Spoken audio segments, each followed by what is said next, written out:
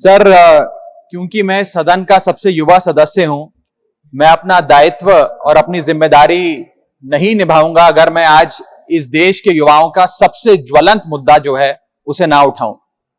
Sir, इस देश में दो शिक्षा व्यवस्थाएं हैं।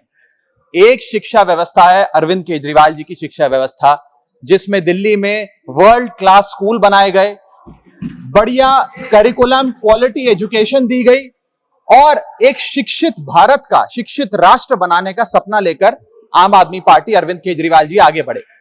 एक दूसरी शिक्षा व्यवस्था है सर, जिस शिक्षा व्यवस्था में परीक्षा शिक्षा माफिया जन्म लेता है, जिसके तहत आज लाखों बच्चों का भविष्य अंधकार की कागार पे खड़ा है। मैं बात कर रहा हूं नीट यूजी और यूजीसी नेट की, जिसमें कुल मिलाकर करीब 35 लाख बच्चों का एग्जामिनेशन हुआ।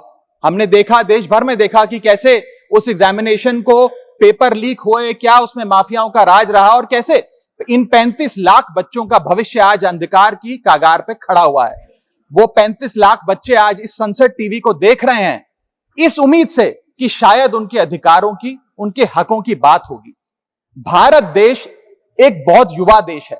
भारत की 65% आबादी 35 साल से कम आयु की है। मैं आपको बताना चाहूंगा कि इस दुनिया के सबसे युवा देशों में भारत आता है, जहां जापान की पॉपुलेशन की औसत उम्र 50 साल है, इटली की 48 साल है, जर्मनी की 46 साल है, यूनाइटेड किंगडम की 40 साल है, चीन की 40 साल है। जहां विकसित देश बूढ़े होते जा रहे हैं, भारत देश जवान हो रहा है। भारत की औसत उम्र आज मात्र 29 साल है। लेकिन हमने इस युवा भारत के लिए किया क्या? मैं आपको बताना चाहूंगा कि भारत में दुनिया की सेकेंड हाईएस्ट स्टूडेंट पॉपुलेशन है। अगर आप प्राइमरी, सेकेंडरी और हायर एजुकेशन को जोड़ लें तो कुल मिलाकर 31 करोड़ आबादी भारत देश की स्टूडेंट्स कहलाती है, यानी कि पढ़ाई लिखाई का काम करते हैं। लेकिन उन युवाओं के लिए हमने किया क्या? मैं बताना चाहता हूं कि इस व्यवस्था ने, सरकार ने उन लोगों के लिए क्या किया। 2 आईपीएल हैं सर इस देश में। एक आईपीएल है जिसमें गेंद और बल्ले का खेल होता है, जिसे कहते हैं इंडियन प्रीमियर लीग, और दूसरा आईपीएल है जिसमें युवाओं के भविष्य के साथ खेल होता है, जो है इंडियन पेपर लीग। और आज मैं उसकी पूरी सूची लाया हूं कि कैसे युवाओं के भविष्य को सिक्योर करना तो छोड़िए, उसे बर्बाद करने का काम किया गया। और उस सूची में मैं नाम पढ़ के आपका ध्यान आकर्षित करना चाहूंगा कि क्या क्या हमने अपने देश के युवाओं को दिया है। पहला, व्यापम स्कैम। दूसरा, UGC NET paper leak.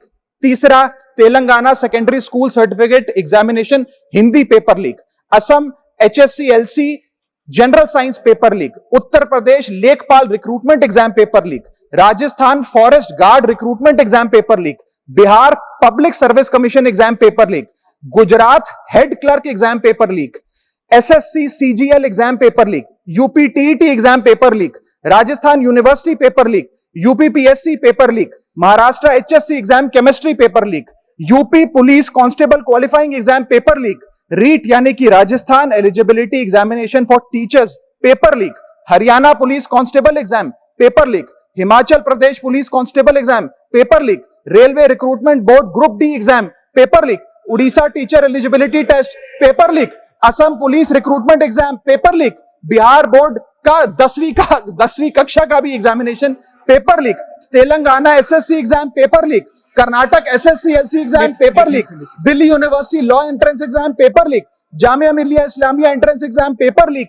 UP board exam mathematics और बायो का paper leak. Rajasthan teacher recruitment exam paper leak. और इस साल का नीट का 2024 का पेपर लीक। माननीय राघव चटर्जी, ये ऑथेंटिकेट करके आप यहाँ मैं दूंगा सर, सारे रिपोर्ट दूंगा। Thank you sir. आज हम अपने देश के युवाओं को एक अच्छी शिक्षा व्यवस्था नहीं दे पाए, नौकरियां नहीं दे पाए, बेरोजगारी चरम पर है, ऑर्गेनाइज सेक्टर की बेरोजगारी चरम पर है, और अनऑर्गेनाइज सेक्टर की तो आंकड़ों की क्या बात करी जाए। सर मैं इन स्टूडेंट्स की पीड़ा इसलिए भी समझता हूं क्योंकि मैं खुद स्टूडेंट रहा हूं।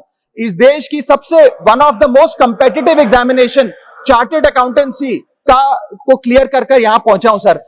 मुझे पता है कि क्या पीड़ा होती है जब सालों की आपकी मेहनत पर पानी फिर जाए, क्योंकि एक एग्जामिनेशन, एक पेपर लीक हो जाता है। तब सिर्फ दिल नहीं टूटता, विद्यार्थी, एक इंसान पूरा टूट जाता है, उसका मनोबल टूट जाता है।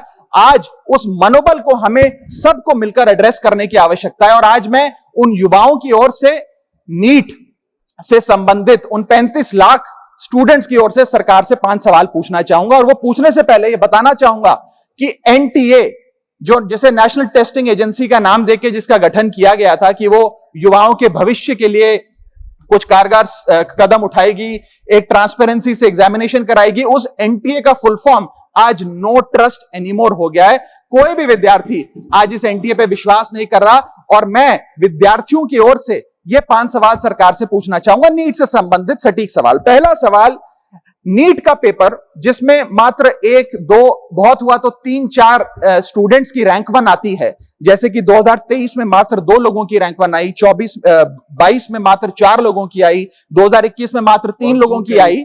जब इतने कम स्टूडेंट्स की रैंक 1 आती है, तो इस साल 2024 के नीट के पेपर में कैसे 67 बच्चों की रैंक 1 आ गई, जबकि फैकल्टी और टीचर्स ये मानते हैं कि बहुत मुश्किल पेपर था। सर मेरी पार्टी का समय बचा हुआ है सर, प्लीज मेरे को 2-3 मिनट दे दीजिए। नहीं सर, 4 मिनट 5 मिनट भी नहीं हुए सर, वक्त दे दीजिए please. Conclude with in 1 minute, conclude, otherwise I will move.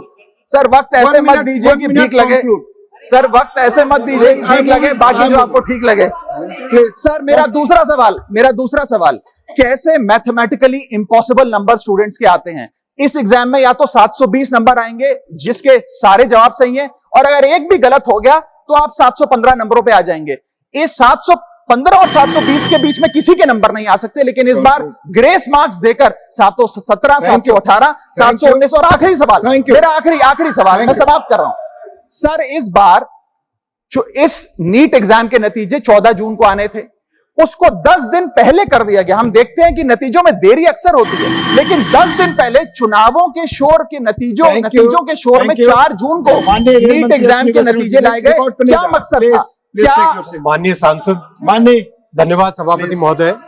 मान्यवर सांसद जी ने जो ग्रुप डी एग्जाम रेलवे के बारे में कहा है, वो फैक्चुअली इन्होंने इनकरेक्ट कहा है, सदन को मिसलीड कर रहे हैं। मैं फैक्चुअल पोजीशन आपको बना देता हूं।